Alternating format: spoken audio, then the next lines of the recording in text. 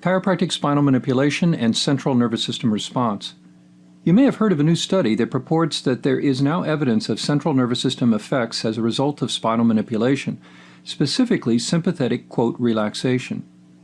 It's easy to get excited about what appears to be a highly technical demonstration of increased and decreased brain activity following manipulation. But as always, there is probably more to this simple headline, including some surprises.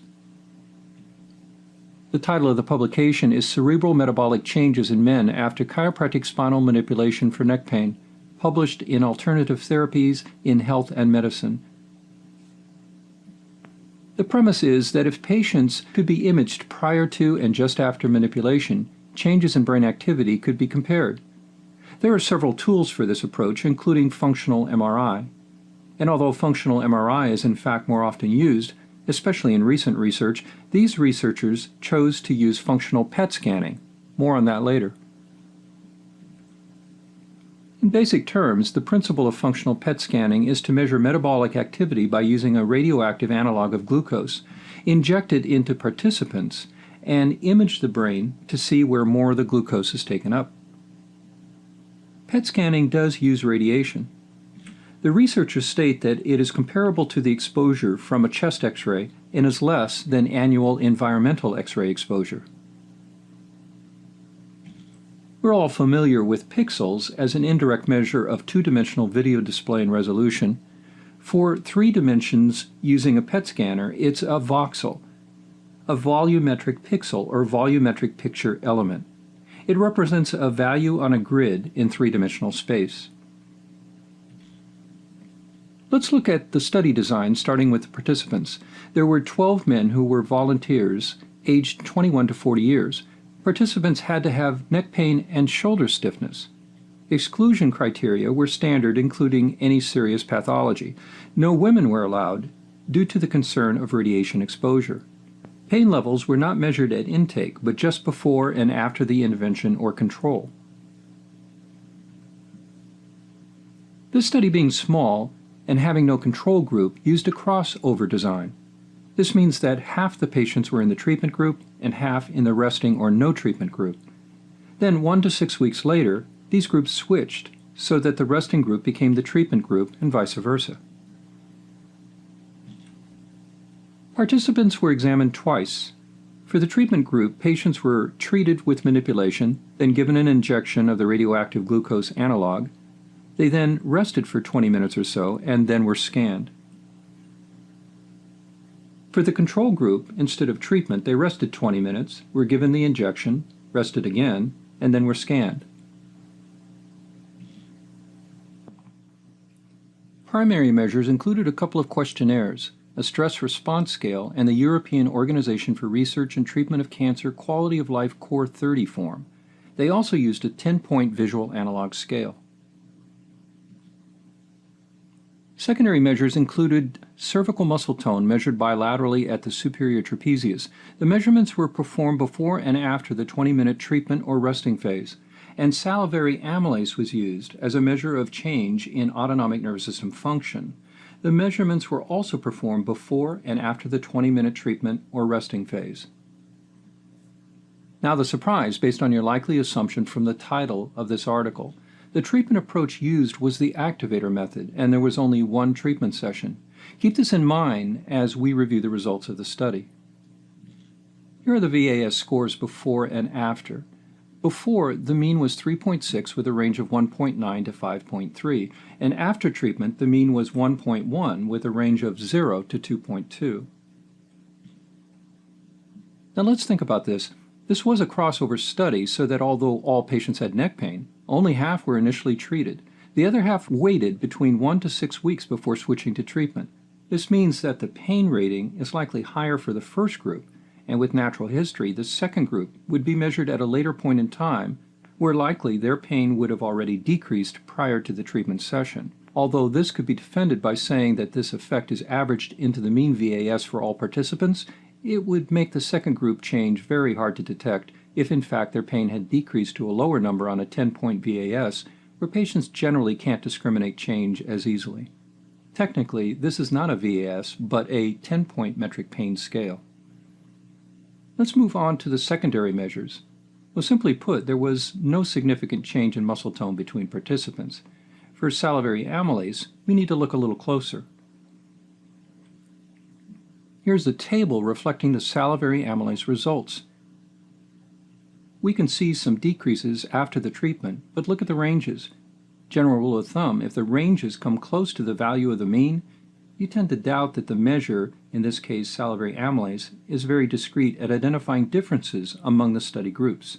More importantly, does salivary amylase have a good literature support as a measure of autonomic nervous system function? Here's a publication from 2011 which summarizes what many believe to be the current scientific opinion. Alpha amylase is a reliable and convenient measure of sympathetic activity. Don't start salivating just yet. They conclude that at present there is insufficient support for the use and interpretation of salivary amylase activity as a valid and reliable measure of sympathetic nervous system activity. So what were the PET scanning results? In the treatment participants, activated were the anterior cingulate cortex, inferior prefrontal cortex, and middle temporal gyrus. Decreased activation was found in the cerebellar vermis and visual association cortex. The researchers then explain what this might mean. They state, the cingulate cortex is involved in the generation of autonomic responses, and that performance of relaxation tasks may elicit maximal activation in the anterior cingulate region. And that this region of the limbic cortex has been implicated in cognitive and emotional processing, and as part of the midline attentional system is involved with the dorsolateral prefrontal cortex. Well, let's jog your memory and review the conventional understanding of what these structures do and how they participate in different processes. Anatomically, let's look at a couple of these. Here's the cingulate gyrus. Here's the area referred to by the researchers, the anterior cingulate gyrus. Now, functionally, how is this integrated into neural processing? Well, generally, neurons are either sensory motor or part of the association cortex. The association cortex is the connector among all these areas, allowing integration of multiple sources and types of input. Specifically, this involves the following general breakdown into structure and function, including deeper structures of the brain. Functionally, the important processes are divided into these: goal selection, planning, and monitoring, primarily in the prefrontal cortex, interpretation of sensation in the temporal and parietal areas, and emotions, mood, and memory processing occurring partly in the limbic system. Now the slippery slope. In an attempt to design and interpret a study on brain activity and manipulation, the researchers reveal a bias in their logic. Let's review that logic. The lateral prefrontal cortex is deactivated during cognitive tasks. The reverse then. It is possible that the prefrontal cortex and anterior cingulate gyrus are activated during relaxed conditions. Therefore, activation of the prefrontal area in the treatment group may indicate a relaxation effect. Therefore, taken together, salivary amylase levels and activation of the anterior cingulate and prefrontal cortex may be from sympathetic, quote, relaxation.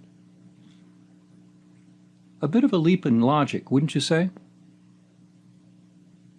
Even more generally, patients in this study had mild cervical pain. Psychological stress may cause cervical pain. Therefore, because psychological stress causes sympathetic stimulation, those areas of the brain will show more activity.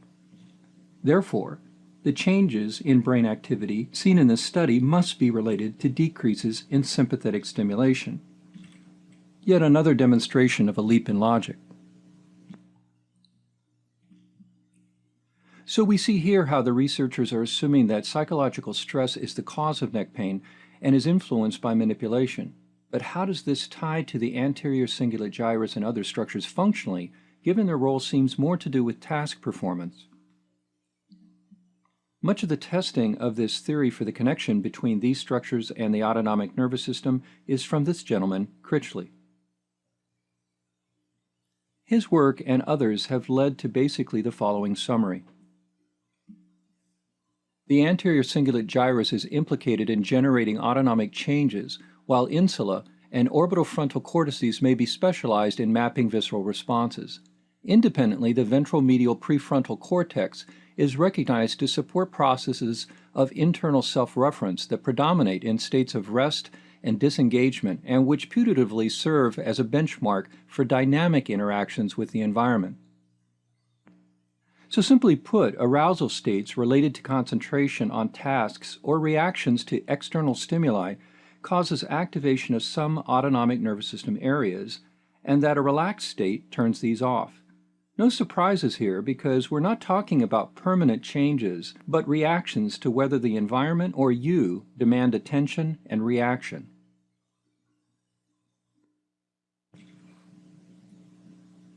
So how would you rate this study? Well, let's look at the strengths and weaknesses. Strengths were that they focused on one technique approach. They performed a crossover design given there was no control group, and they used multiple outcome measures. Weaknesses include a small number of participants, no control group, no sham group, and the results can't be compared to the most common adjusting approach to the cervical spine. Mild pain makes changes difficult to measure. There was no measure of the duration of the effect over time. Extrapolation beyond simply stating the areas showing increased metabolic activity is not possible. There are some curiosities about this study. For example, why did researchers use a cancer quality of life questionnaire? This current study group of young male patients with mild cervical pain would not seem a likely comparison to cancer patients. Why did researchers choose Activator to represent chiropractic manipulation effects? They claim it's because it's safer, and the standard adjustment approach is more dangerous, but there is no literature support for that assumption and bias. For most chiropractors, knowing the results for the most common approach to cervical spine pain would be more important, and that when the term spinal manipulation is used in the title, a more traditional high-velocity, low-amplitude approach is assumed by most readers. Why did researchers use an older technology with some radiation exposure when more recent studies of brain function use functional MRI?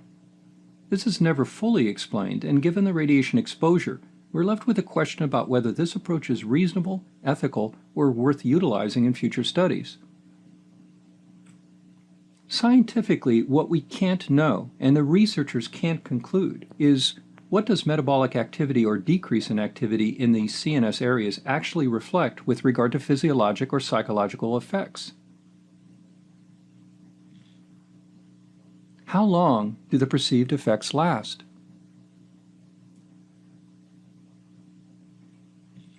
What part of the activator procedure caused the effect? Or is it the doctor-patient encounter as a whole that creates an effect? The researchers seem quick to connect the dots and establish a plausible explanation for the results as if this is a simple linear mechanistic problem. But it's more likely that this visual represents that problem. Although there are some patterns established, trying to connect relationships in the brain is more like a dynamic process hard to pin down at this point in our knowledge. We need to be enthusiastic about what we do as chiropractors and certainly use reasonable studies to support that enthusiasm. But it is dangerous, if not irresponsible, to jump to conclusions too early. I would suggest waiting for more research on this topic.